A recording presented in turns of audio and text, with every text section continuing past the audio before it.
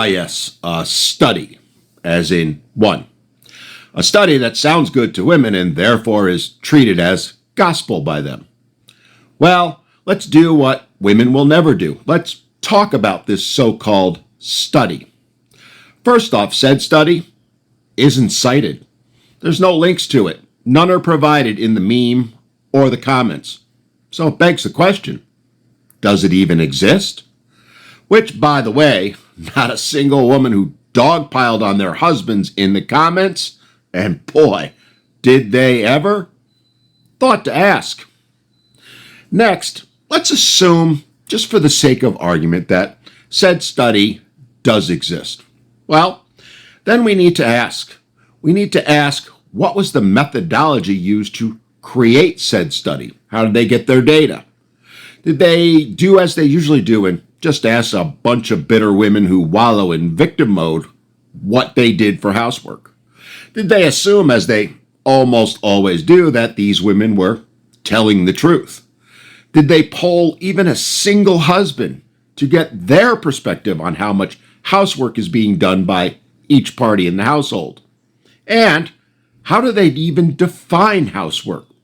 Did they limit it to a very few select things and purposely leave out things that men typically do and spend hours each day or each week doing?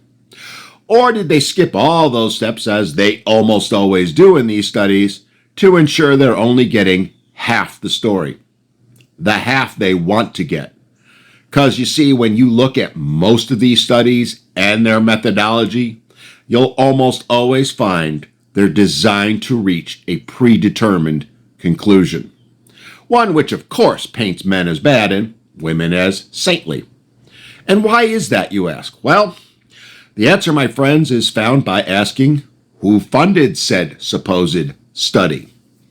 Was it like usual, where it's the university system, which is long proven to have an anti-male bias? Or was it perhaps even a feminist group? Inquiring minds want to know.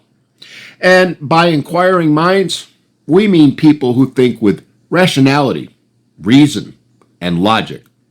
Not women who think with their emotions and therefore believe anything that fits their feels. The fact of the matter is, almost all of these studies are pure garbage and reliant on the belief that women will never, ever exaggerate, never misrepresent the facts or truth, that what they're saying is, in fact, hard truth, when in reality, it rarely, if ever, is. The real truth is when you consider the absolute fact that very, very few women, especially married ones, will acknowledge or appreciate anything their husbands, or any man for that matter, do, and that these women wallow in victim mode 24/7, 365, and want to be seen as heroic boss bitches who do it all. Well, to say their answers might be a bit, let's say, suspect, is anything but an exaggeration. If you think these studies represent truth or reality, sorry, you're a fool, because almost all of them aren't worth the paper they're printed on.